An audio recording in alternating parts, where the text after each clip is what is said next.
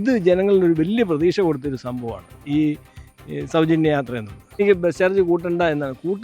കൂട്ടിക്കഴിഞ്ഞാൽ ഒരു കാര്യം ഓർത്തോളുക, പ്രൈവറ്റുകാർക്കുണ്ടാകുന്ന നഷ്ടത്തിന് ഇവരെ ടാക്സിൽ നിന്ന് ഞങ്ങളെ ഒഴിവാക്കട്ടെ. 50% വിദ്യാർത്ഥികളുടെ കൺസെഷൻ കമ്മീഷൻ പറഞ്ഞു വെച്ചായി കഴിഞ്ഞാൽ ഞങ്ങളുടെ പ്രശ്നങ്ങൾ പരിപൂർണമായിട്ട് തീർന്നു. KSRTC ബസ്സുകളിൽ സ്ത്രീകൾക്ക് സൗജന്യ യാത്ര നടപ്പാക്കുന്നതിന്റെ നടപടിക്രമങ്ങളുമായി സർക്കാർ മുന്നോട്ട് പോവുകയാണ്. ഇതേ സാഹചര്യത്തിൽ തന്നെ KSRTCയിൽ സ്ത്രീകൾക്ക് സൗജന്യ യാത്ര നടപ്പിലാക്കിയാൽ അത് തങ്ങൾക്ക് വലിയ തിരിച്ചടിയാകും എന്ന് പറഞ്ഞുകൊണ്ട് സ്വകാര്യ ബസ്സുടമ സംഘടനകളും രംഗത്തെത്തിയിട്ടുണ്ട്. ഈ സാഹചര്യത്തിൽ ഒരു ബസ്സുടമ റോബിൻ ഗിരീഷ് തന്നെ നമുക്കൊപ്പം ചേരുകയാണ്.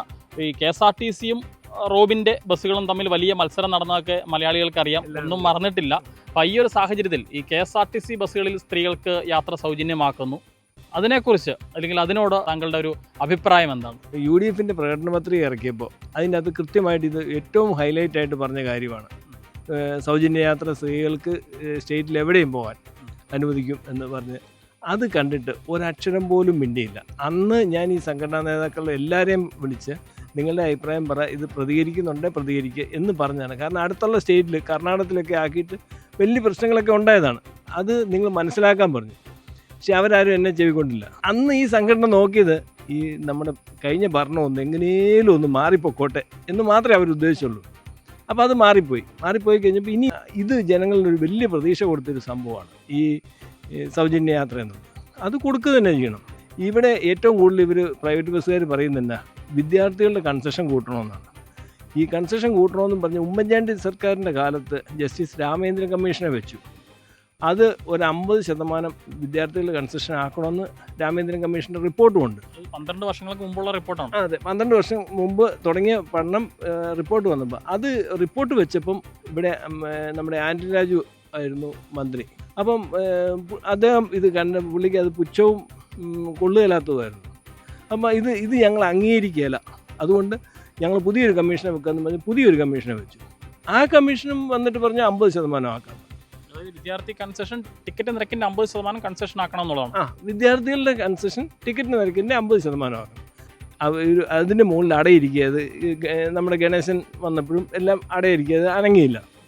ഇപ്പോൾ അത് കൂട്ടിക്കൊടുക്കാനുള്ളൊരു സംവിധാനം ചെയ്താൽ തീരുന്ന വിഷയമേ ഉള്ളൂ. ഉമ്മൻചാണ്ടിയുടെ കാലഘട്ടത്തിൽ വെച്ച് കമ്മീഷൻ്റെ കാര്യം നടപ്പിലാക്കിയാൽ മതി, വേറെ ഒന്നും ചെയ്യണ്ട. ഈ ചില സംഘടനാ നേതാക്കൾ ഈ ഒരു സമയത്ത് ബസ് ചാർജ് വർദ്ധിപ്പിച്ചേ പറ്റൂ, ബസ് ചാർജ് വർദ്ധിപ്പിക്കണമെന്ന് ആവശ്യപ്പെടുന്നുണ്ട്. അതിനെക്കുറിച്ച് താങ്കളുടെ ഒരു അഭിപ്രായം എന്താണ്? കൂട്ടിക്കഴിഞ്ഞാൽ ഒരു കാര്യം ഓർത്തോളുക, ബസ് ചാർജ് കൂട്ടിക്കഴിഞ്ഞാൽ കുറേ കൂടെ 2 വീലറുകൾ കച്ചവടമാവും, ചെറിയ കാറുകളുടെ കച്ചവടം കൂടും, കുറേ കൂടെ ചെറുവണ്ടികൾ റോഡിലോട്ട് വരും. ഈ പറഞ്ഞ റോഡിലെ ബ്ലോക്ക് കാരണം ആർക്കും വണ്ടി കൊണ്ട് പോകാൻ പറ്റാത്ത അവസ്ഥയിലേക്ക് അങ്ങി നിൽക്കുകയുള്ളൂ. പ്രത്യേകിച്ച് ഇലക്ട്രിക് സ്കൂട്ടറുകൾക്ക് ഇപ്പം അതിൻ്റെ ഒരു കാലമാണ്. ഈ പൊതുഗതാഗത സംവിധാനത്തിൽ നിന്ന് യാത്രക്കാരെ ഒഴിവാക്കുകയുള്ളൂ ബസ് ചാർജ് ഇനി കൂട്ടിയാൽ. അത് അറിയാവുന്നവർക്കറിയാം. യാതൊരു വിവരമില്ലാത്ത, ഇതിനെക്കുറിച്ച് യാതൊരു പഠനവും നടത്താത്ത, ഇല്ലെങ്കിൽ അതിനുള്ള യോഗ്യത ഇല്ലാത്ത ചില സംഘടനാ നേതാക്കളുണ്ട്. അവരിങ്ങനെ വർഷങ്ങളായിട്ട് ഇതിൻ്റെ മുകളിലിരിക്കുകയാണ്. ഇതിന് മാറ്റങ്ങളൊന്നുമില്ല. കാരണം അവരുടെ സംഘടനയിൽ അവരും വേറെ ചില തൽപര കക്ഷികളും മാത്രമേ ഉള്ളൂ. അതുകൊണ്ട് അതിൽ വെച്ച് അവരങ്ങ് പ്രഖ്യാപിക്കുന്നു ബസ് ചാർജ് കൂട്ടണം. ആർക്ക് വേണ്ടിയിട്ടാണ് പറഞ്ഞതെന്ന് ചോദിച്ചാൽ അവർക്ക് പോലും അറിയില്ല. അതാണ് അതിൻ്റെ സത്യാവസ്ഥ. ഒരു കാരണവശാലും ബസ് ചാർജ് കൂട്ടേണ്ട ആവശ്യമില്ല. അതിൻ്റെ പേരിൽ ഇവിടെ സമരം നടത്താൻ വേണ്ടിയിട്ട് പോലും സമരാഹ്വാനമൊക്കെ നടത്തിയിട്ടുണ്ട്. ഞാൻ ഇപ്പോൾ ഇതിൽ പറയുകയാണ്, സമരം വന്നാൽ എൻ്റെ വണ്ടി ഓടിയിരിക്കും. ഞാനത് ഉറപ്പ് പറയുന്നു, ബസ് ചാർജ് കൂട്ടണ്ട. വിദ്യാർത്ഥികളുടെ പൈസ നമ്മൾ കമ്മീഷൻ പറഞ്ഞിരിക്കുന്ന പ്രകാരം 50% ആക്കിയത്. ഈ സ്ത്രീകളുടെ യാത്രയ്ക്ക് ഇത് കൊടുക്കുമ്പോൾ പ്രൈവറ്റുകാർക്കുണ്ടാകുന്ന നഷ്ടത്തിന് ഇവരെ ടാക്സിൽ നിന്ന് ഞങ്ങളെ ഒഴിവാക്കട്ടെ. കാരണം KSRTCക്ക് അവർ വിദ്യാർത്ഥികളുടെ കൺസെഷൻ കൊടുക്കുന്നതിൻ്റെ പേരിൽ KSRTCക്ക് ടാക്സ് ഇളവ് കൊടുത്തു കഴിഞ്ഞു. ഓൾറെഡി റോഡ് ടാക്സ് ഇല്ല അവർക്ക്. അപ്പം ഞങ്ങൾക്കും ആ ഒരു ഇളവ് തരട്ടെ. പിന്നെ 50% വിദ്യാർത്ഥികളുടെ കൺസെഷൻ കമ്മീഷൻ പറഞ്ഞു വെച്ചായി കഴിഞ്ഞാൽ ഞങ്ങളുടെ പ്രശ്നങ്ങൾ പരിപൂർണമായിട്ട് തീർന്നു. ഇവിടെ നടത്താൻ പറ്റാത്ത കാര്യമൊന്നുമല്ല. വലിയ പ്രശ്നങ്ങൾ ഉണ്ടാകില്ല എന്നുള്ളതാണ് താങ്കൾ പറയുന്നത്. തീർച്ചയായിട്ടും ചിന്തിക്കുന്നവർക്ക് മനസ്സിലാവും, ചിന്താശക്തി ഇല്ലാത്തവർക്ക് എനിക്കൊന്നും പറയാനില്ല. എന്താണേലും താങ്കളുടെ ആ പത്തനംതിട്ട കോയമ്പത്തൂർ സർവീസ് അതൊക്കെ വലിയ വിവാദമായതാണ്, ദിവസങ്ങളോളം വാർത്തകളിൽ നിറഞ്ഞു നിന്നാണ്. അതിൻ്റെ നിലവിലൊരു സാഹചര്യം എന്താണ്? പുതിയ സർക്കാർ വന്നിരിക്കുന്നു, നിലപാടുകളിൽ മാറ്റം ഉണ്ടായിരിക്കുന്നു, അതെങ്ങനെ പോകുന്ന സർവീസ്? വളരെ ഭംഗിയായിട്ട് പോകുന്നു. യാത്രക്കാരിപ്പം വിശ്വസിച്ച് യാത്രക്കാർ കയറുന്നുണ്ട്, മറ്റ് ശല്യങ്ങളൊന്നുമില്ല. വളരെ ഭംഗിയായിട്ട് തന്നെ ഓടുന്നു. ഇന്നും കൃത്യമായിട്ട് കോയമ്പത്തൂർ പോയി നിൽക്കുന്നു. ഇനി വൈകുന്നേരം 5 മണിക്ക് കോയമ്പത്തൂരിൽ നിന്ന് പോരുന്നുമുണ്ട്, തിരിച്ചു വിടും. അപ്പോൾ റോബിൻ ഗിരീഷ് പറഞ്ഞതാണ് ശരി എന്നുള്ളത് കാലം തെളിയിച്ചു. തീർച്ചയായിട്ടും കാലം തെളിയിച്ചു. അതിനൊപ്പം എനിക്ക് ഏറ്റവും ഇത് പറയാനുള്ളത് കോടതികൾക്കാണ്. കാരണം കുറച്ച് താമസിച്ചാണെങ്കിലും കോടതി തന്ന ഒരു വിധിയുണ്ട്. ആ വിധി ഞാനായിരുന്നു ശരിയെന്ന് കോടതി പറഞ്ഞു. അത് മതി, അതാണ് ഏറ്റവും വലിയത്. ഞാൻ ധിക്കാരിയും താന്തോന്നിയായിരുന്നാണല്ലോ എന്ന് അവർ പറഞ്ഞു ഒപ്പിച്ചിരുന്നത്.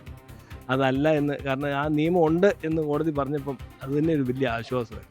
ഒരു സിസ്റ്റത്തിനെതിരെ ഒരൊറ്റയാൾ പോരാട്ടം, സിസ്റ്റം മുഴുവൻ എതിർഭാഗത്ത് നിൽക്കുമ്പോൾ താങ്കൾ നയിച്ച ഒരു ഒറ്റയാൾ പോരാട്ടമായിരുന്നു ആ ഒരു അന്നത്തെ കാലത്ത് ആ ഉണ്ടായ ഒരു സമരങ്ങളും പ്രതിഷേധങ്ങളും.